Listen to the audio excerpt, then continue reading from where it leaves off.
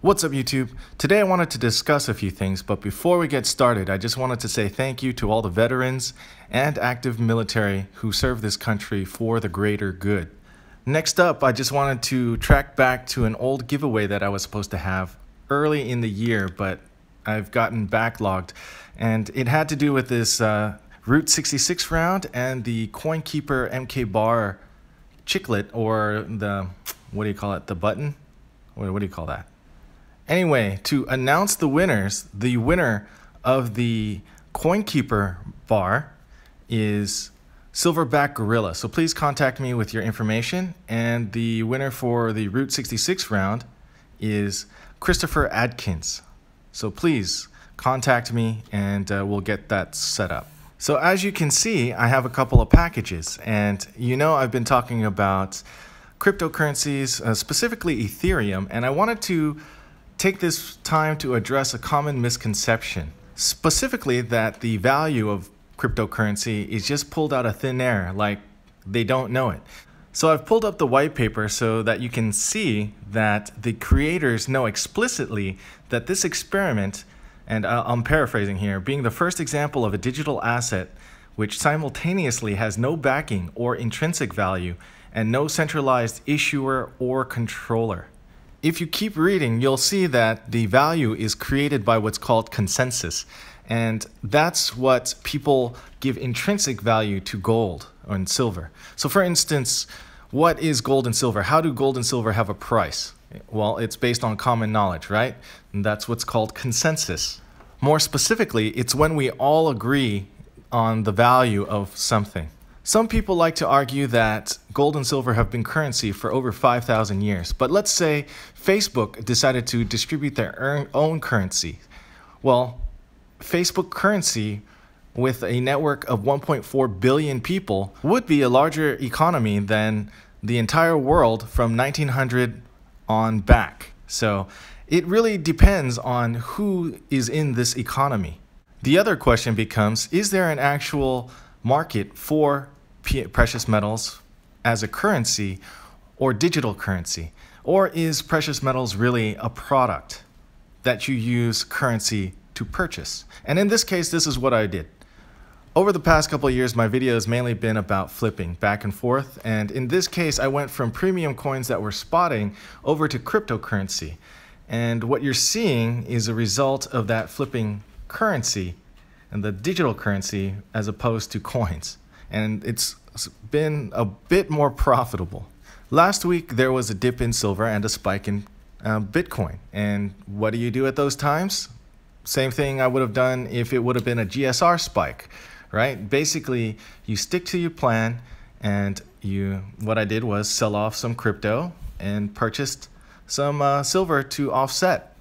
I still have some crypto left just in case that momentum keeps going. But at the same time, I have now converted some digital currency into hard asset.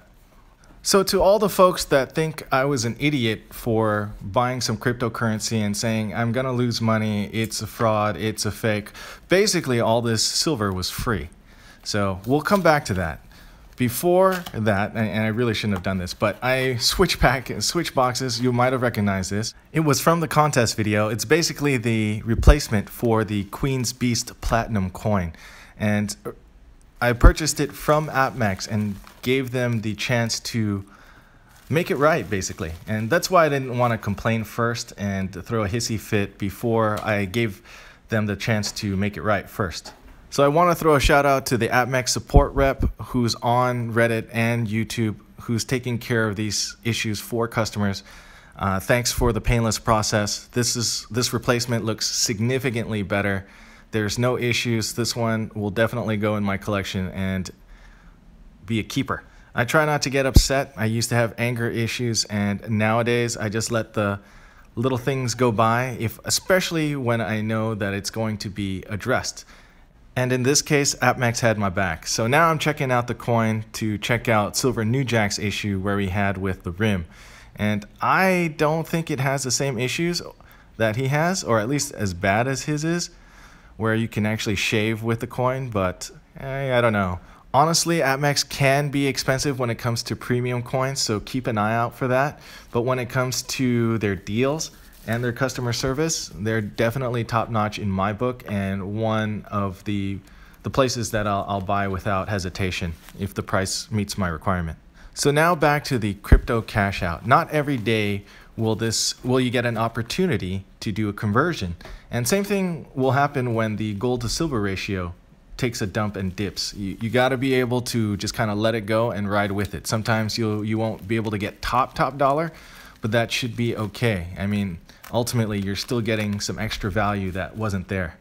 There's actually a lot of similarities between stackers and crypto bugs, and to me it's almost synonymous. It's just old school and new school, right? Ultimately, we all believe in the same things. We don't want banks to manipulate pricing, and we don't want the government to tell us what to do and overinflate the currency.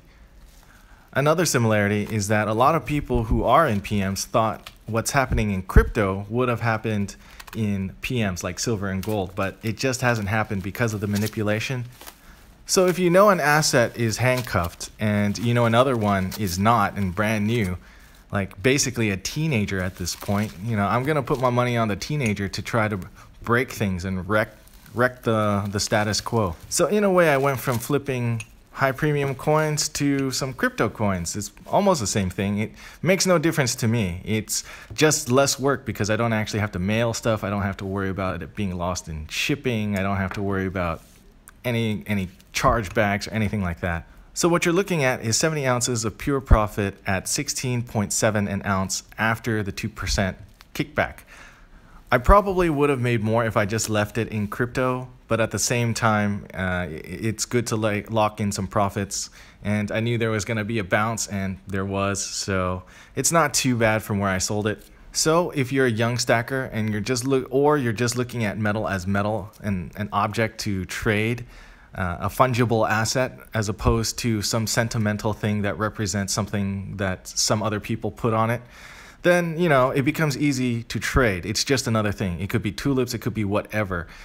There's plenty of people selling products. Amazon doesn't sell anything, they sell products, right? Those are all fungible things.